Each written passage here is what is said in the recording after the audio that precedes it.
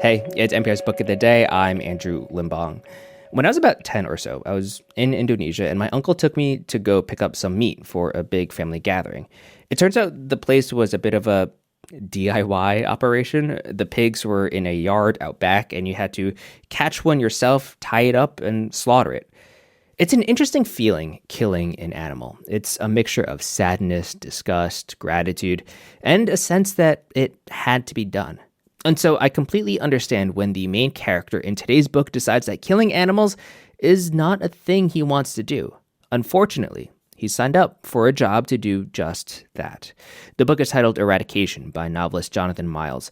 And in this interview, he talks to NPR's Scott Simon about the euphemisms we use when we talk about killing animals and how people can talk themselves into doing a job they hate. That's ahead.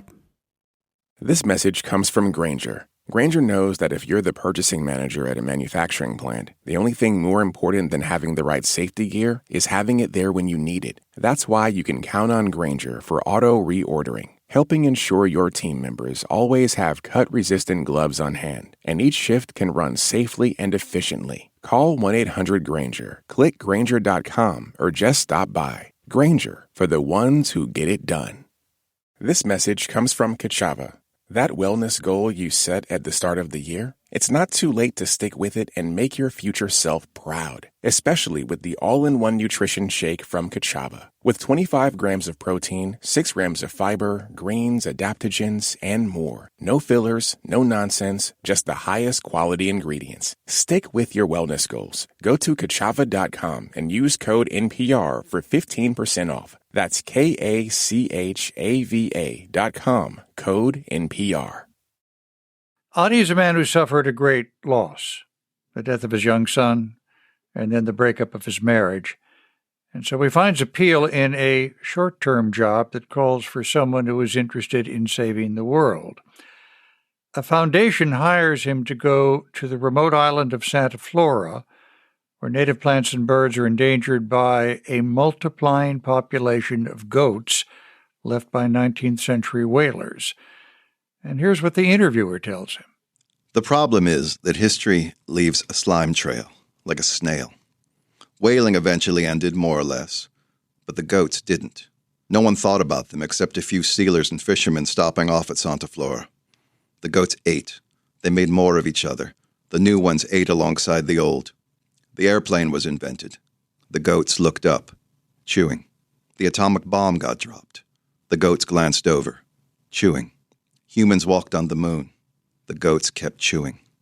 Birds stopped landing on Santa Flora because there were no more trees for them, but without any other islands in range, entire species fell from the sky and disappeared. Birdsong was no longer the predominant sound on Santa Flora. The grinding of teeth was. Adi's mission is to shoot every last one of those goats. Eradication is a new, short, urgent, and lyrical novel by Jonathan Miles. He joins us from the studios of WBEZ in Chicago. Thank you so much for being with us. It's a pleasure.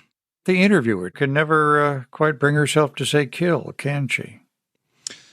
Well, she uses she says you have to remove the goats. The non-native feral goats have so decimated the ecosystem of the island that they have endangered this slew of bird, plant, and reptile species.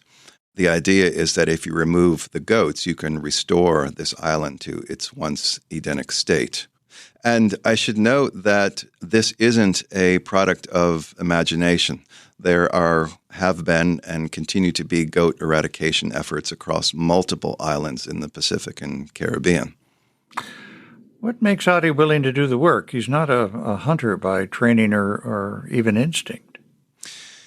He's not. I think what Adi is searching for is what used to be called respair. It's a forgotten, archaic term for the recovery from despair or resumption of hope. When he sees the job listing advertising this opportunity to save the world, he was not able to save his son. And I think he sees it as a chance to save something. The goats, though, make their impression on him, don't they? I mean, they reveal themselves as personalities as he gets to know them. Yes. want you to read another section, if we can, too, when 7 nanny goats show up at his doorstep. He was beginning to tell them apart now. Not just Harmony, the singer, but the other 6. Their horns varied, for starters. Some blunt, some long, one pair curled at the ends and another pair twisted like helices. 5 of them had thick, wavy coats. 2 had short hair, as though fresh from the salon. One with big, procumbent teeth Adi started calling Buska, after a cartoon character Hyro had been fond of.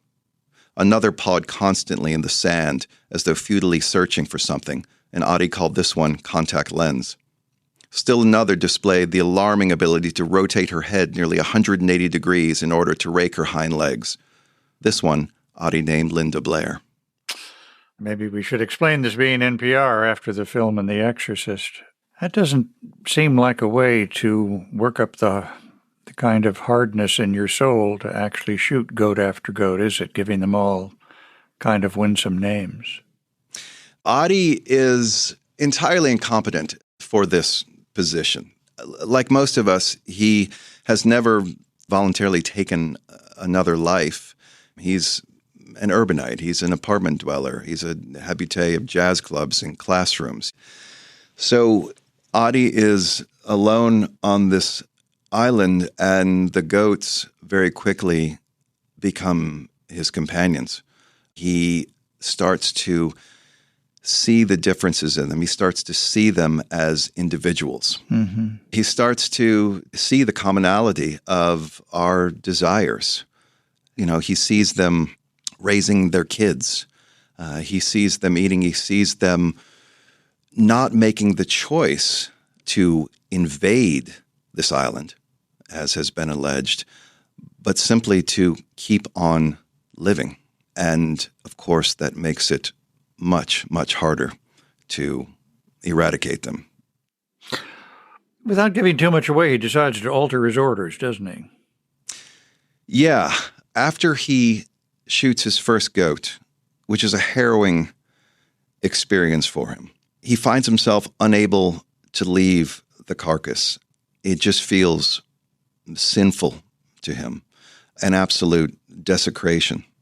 And so he tries carrying the carcass back to his camp because he feels that if he eats the goat, he will somehow square the natural cycle to make it right. Of course, carrying an entire goat across an island becomes very difficult for him, and little by little he must cut off parts of it. And at one point he takes 2 of its legs out, wades out into the ocean as if to unburden himself of the weight of what he's done, to unburden humanity of what it has done, perhaps. I closed the book and felt stirrings of Lord of the Flies and The Old Man and the Sea, which obviously high compliments. Thank you. Is that intended? Intended is a funny word for a novelist, right? I think that everything that a novelist or really any artist reads or hears somehow gets metabolized into what we make. So were they conscious influences? I'm not sure, but were they there? Definitely.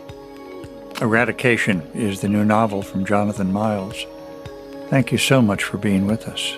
Thank you, Scott. It's an honor and a privilege.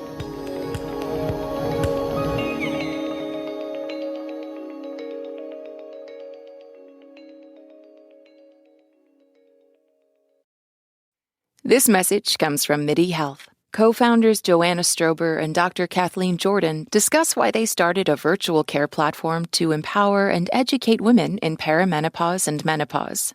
Historically, perimenopause and menopause have been very stigmatizing. So people haven't wanted to admit that they're in perimenopause and menopause, as though it was like embarrassing, which is insane. It's just something happening to your body. So one of the things that we're trying to do is destigmatize these topics. Perimenopause and menopause are just women's health. So we try to educate women all the time. Maybe it's your hormones, and we would like to help you.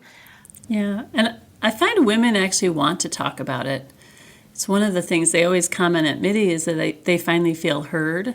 One of the ways that women find MIDI is actually from other women, and I think it's meaningful. MIDI Health, committed to helping women in midlife with perimenopause and menopause care, accessible via telehealth visits at joinmidi.com. This message comes from Instacart. Let's talk groceries, specifically your groceries, with Instacart. You want your groceries just the way you like them, right? Well, the Instacart app lets you do just that. They have a new preference picker that lets you pick how ripe or unripe you want your bananas. Shoppers can see your preferences up front, helping guide their choices. Instacart. Get groceries just how you like.